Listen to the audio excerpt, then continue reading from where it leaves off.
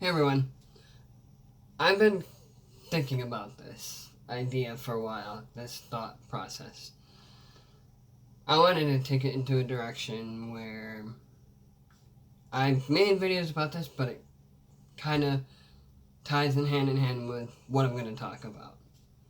So, obviously, a lot of us were born and raised in the Jehovah's Witnesses, as myself being a part of it. Some of us, obviously, more often than not, which 98% of it is a negative religious cult, obviously. A lot of us are born into that belief with basically no choice at all, whether it be on mom's side, dad's side, or even both. Again, like myself, I was born with both parents, unfortunately, who are hardcore devout Jehovah's Witnesses. I went along with their beliefs of what they believe, only because, like I said, basically I was forced to. And that's not a childhood at all. Being told how to live a certain lifestyle and believing the same thing your parents believe because these head men tell you how to live. And I didn't start not believing it more so, like my beliefs, I started to believe in something else. But again, like I mentioned, I basically buried all those feelings because you're not allowed to express your feelings, how you feel, and you get the idea. I had a little indifferent relationship with my parents, but again, obviously more often than not, we didn't really have a good relationship without fighting about the religion and stuff like that. It's unfortunate, like I said, that a lot of us who were born into it are basically supposed to just obey our parents because that's what we're told to do and live by their rules and all this stuff, no matter how bad it is or whatever, and you're just supposed to obey by their rules because they tell you to. And again, I didn't leave until I was 22, and I'm almost 28. So this had me thinking. We have a lot of emotional growth to go through to rebuild ourselves and learn to not make that same mistake again of being back in that religious cult that once we were once a part of. Now, people who are still in it, when someone gets disfellowshipped in any way, whether it be obviously the main one disfellowshipped, disassociated, or faded away like I did myself, I faded away from it. When an individual gets disfellowshipped, everyone in the congregation gets mad and angry and spiteful and all this other stuff. And a lot of people that are outsiders don't see. Anyway, then they come on the Ex Jehovah's Witness videos and leave hateful, spiteful comments because even though they're not allowed to watch these videos, they do it anyway because they got nothing else better to do and they're angry and they want to leave hateful comments. That's not true happiness. That's not love. That's spitefulness. Anyway, again, like I said, a lot of us who were born into it don't really have a choice but to still remember a lot of the stuff that they taught us.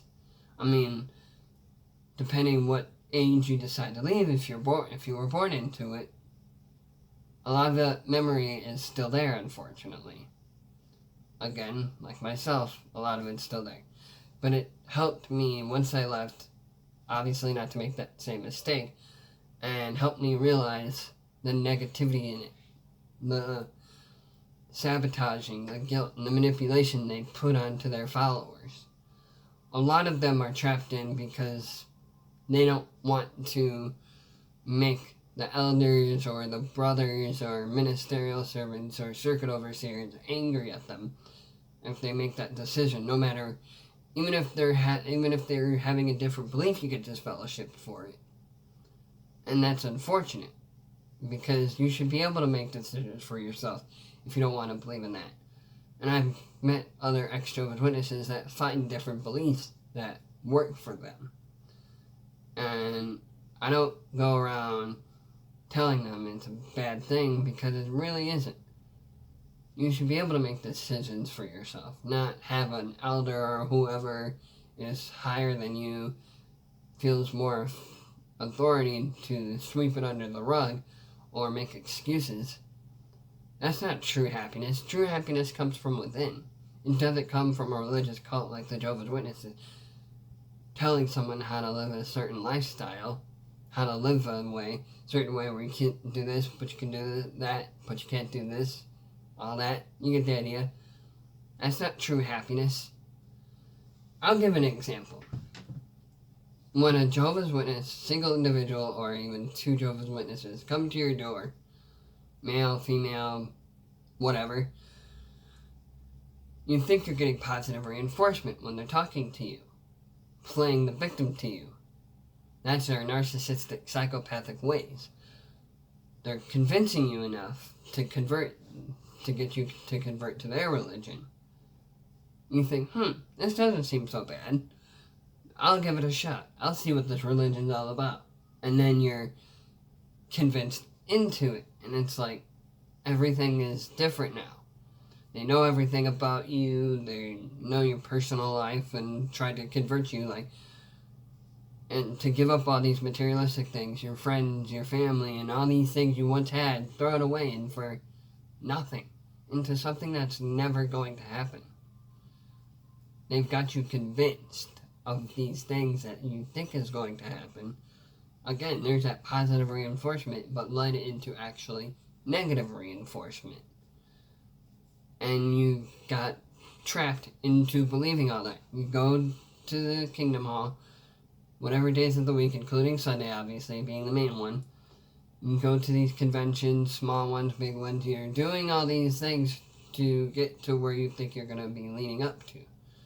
If you think about it, and for the number X amount of years you're in it, Jehovah's Witnesses, at least the headmen in the Kingdom Hall, will want your banking information. If you can't see that's a red flag, again, they've got you under mind control in a negative way. And like I said before, it's more often than not a negative reinforcement that they tell you all these things.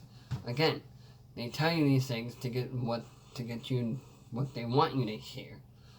Like, for example, the whole, if you convert to our religion, if you convert to us and change your ways to believe in Jehovah, you'll go to paradise forever and live on paradise earth forever. And believing in the one true God, Jehovah, and all this stuff. That's, again, you think that's positive reinforcement, but that's actually negative reinforcement. It's like, again, what I've said before, you're throwing your life away into something that's never going to happen. You're obeying these rules for nothing. They make you give up everything to believe in something that's never going to happen. Paradise isn't coming, again, but they just tell you these things because they know you'll feed into it and believe that. Like I said, when an individual is convinced enough to convert to that religion, the Jehovah's Witnesses anyway, then you're pretty much trapped into their rules. You basically give up everything, and you're left with fear and realizing, oh crap, I can't get out of this, because they'll be mad at me for making these decisions. That's what it's all about. That's what they want you to believe, is sabotaging, guilting, and manipulating everyone around you, whether you realize it or not, which, again, for the most negative part of it, they don't want you to realize that.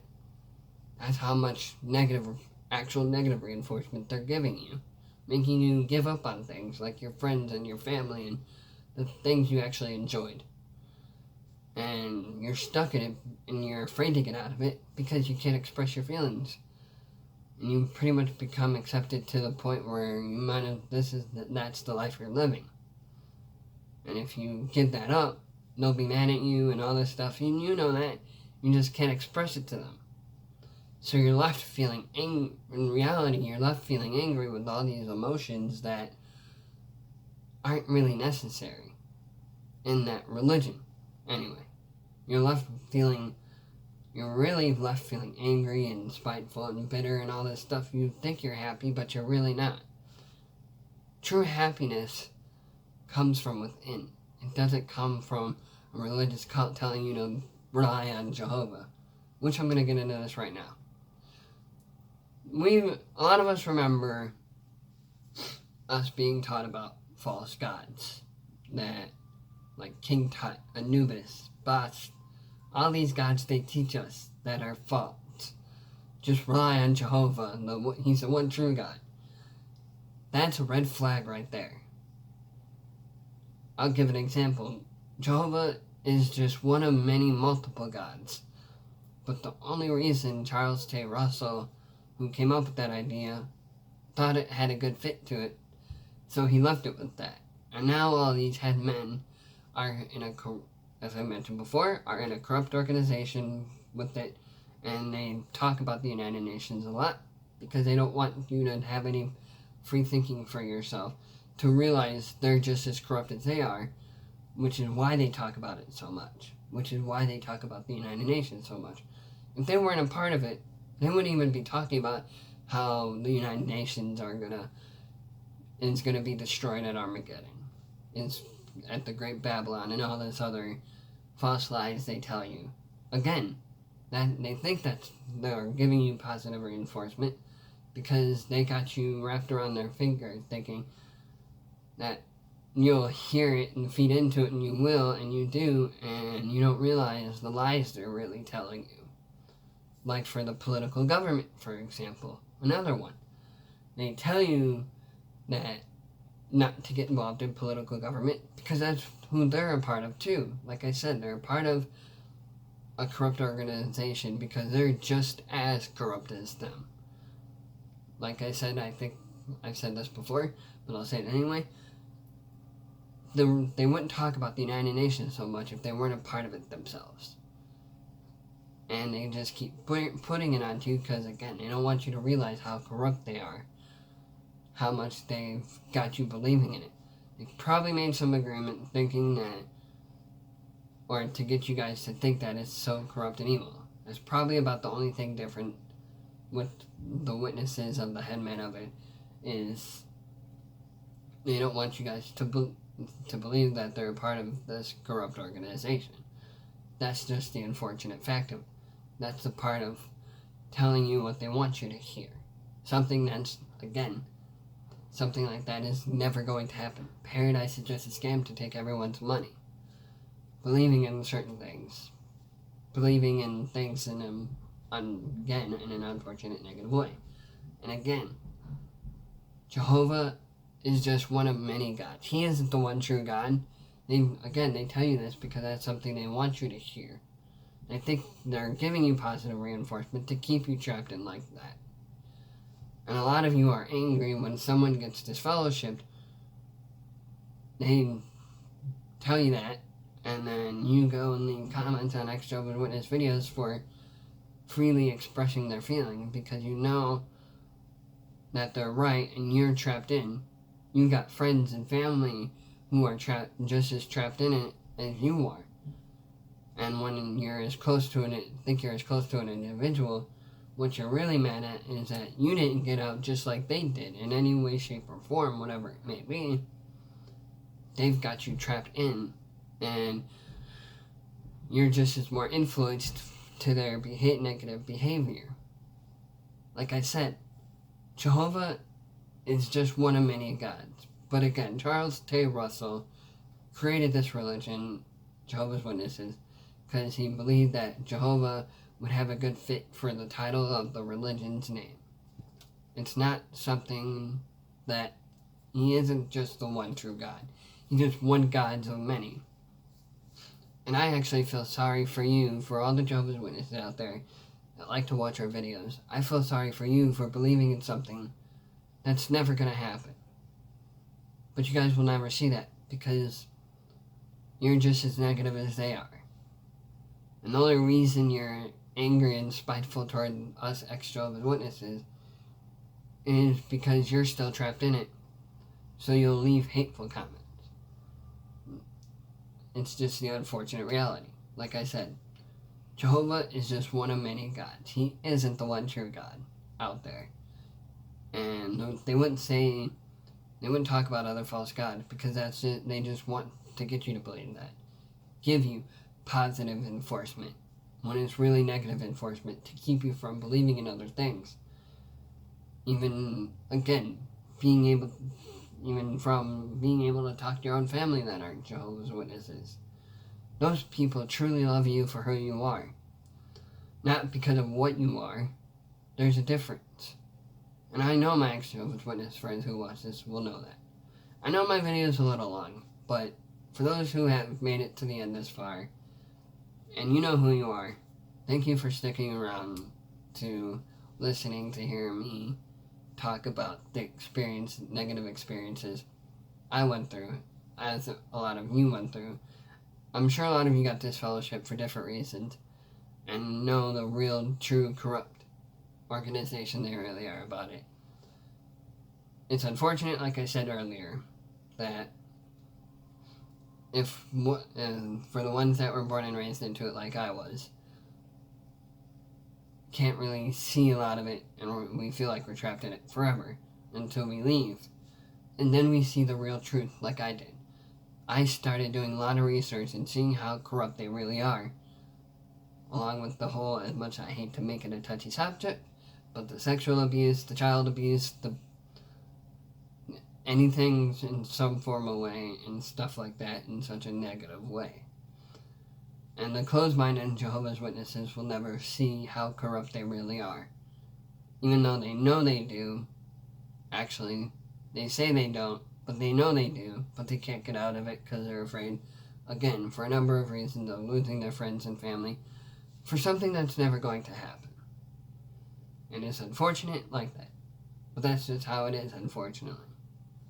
But to the Ex Jehovah's Witnesses, even if there's some who are self-doubting themselves and thinking of wanting to go back, don't do it.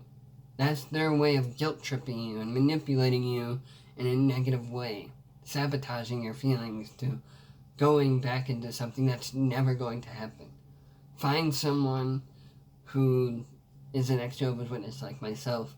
Find people to communicate with how you're feeling, why you're feeling this way. Build a relationship with someone who has good intentions to help you in a more positive way. Find true happiness in yourself. I found true happiness after I left. It took me a long process, but I finally found my own true happiness. Again, if you're self-doubting about wanting to go back, think about it first. Find some Ex Jehovah's Witnesses that will be there to love and support you for who you are.